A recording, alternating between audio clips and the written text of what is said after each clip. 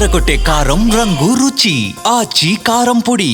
Jubilee hills ఉప ఎన్నికపై BJP focus పెంచింది. నియోజకవర్గంలో పర్యటించిన కేంద్ర మంత్రి కిషన్ రెడ్డి దివ్యాంగులకు పరికరాల్ని పంపిణీ చేశారు. ప్రధాని మోదీ మన్ కీ బాత్ ని వీక్షించారు.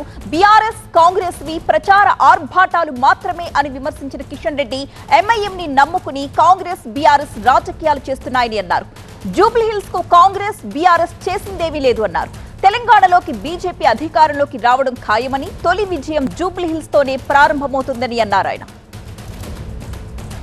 బీఆర్ఎస్ పార్టీ ఓట్లేసి గెలిచిన తర్వాత బీఆర్ఎస్ పార్టీ కానీ ఈరోజు అధికారంలో ఉన్నటువంటి కాంగ్రెస్ పార్టీ కానీ జూబ్లీ హిల్స్కు వెలగబెట్టింది ఏం లేదు. వీళ్లకు జూబ్లీ హిల్స్ ప్రజల మీద నమ్మకం లేదు. వీళ్లకు నమ్మకం ఉంది మజ్లిస్ పార్టీ మీద. మజ్లిస్ పార్టీ మద్దతుతో గెలుస్తామని చెప్పి కాంగ్రెస్ పార్టీ నాయకులు అనుకుంటున్నారు. మజ్లిస్ పార్టీతో మద్దతుతో గెలుస్తామని చెప్పి ఈరోజు బీఆర్ఎస్ పార్టీ అనుకుంటుంది. ఈరోజు ఇక్కడ ఉన్నటువంటి ప్రజల మీద ఒక విశ్వాసం లేదు.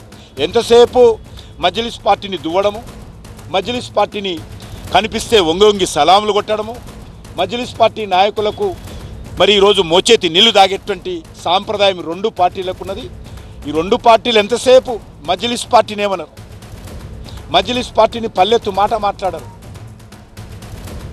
ఇక జూబ్లీ హిల్స్ ఉప ఎన్నికల్లో బీఆర్ఎస్ తరపున మాగంటి సునీత బరిలో నిలబడుతుండగా కాంగ్రెస్ కూడా త్వరలోనే అభ్యర్థిని ఖరారు చేసే దిశగా కసరత్తు చేస్తోంది.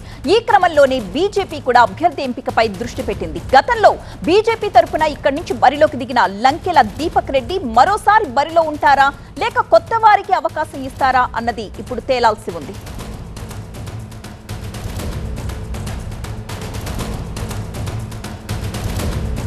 మా ప్రతినిధి విద్యాసాగర్ సిద్ధంగా ఉన్నారు. విద్యాసాగర్, ఏ పార్టీకి ఆ పార్టీ ధీమా వ్యక్తం చేస్తున్నాయి, గెలుపు మాదే అంటున్నాయి. ఎవరి బలాబలాలేంటి, అభ్యర్థులు ఎవరు?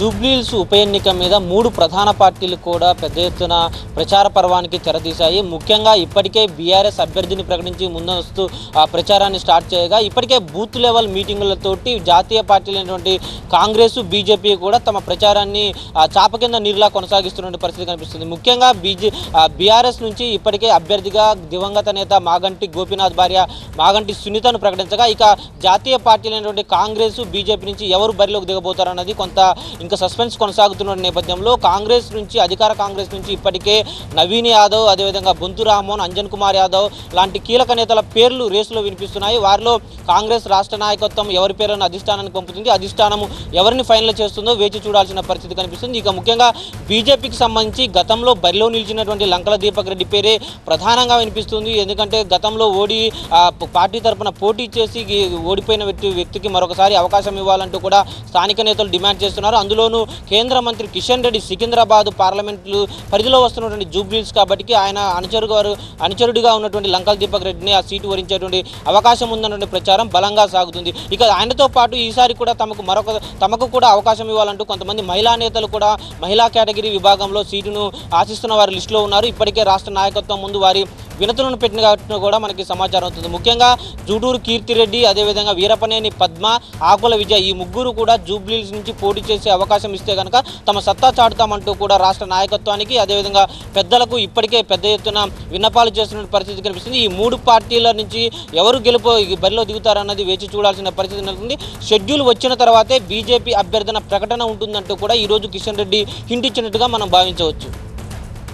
Right, thank you Vidyasagar. ఇక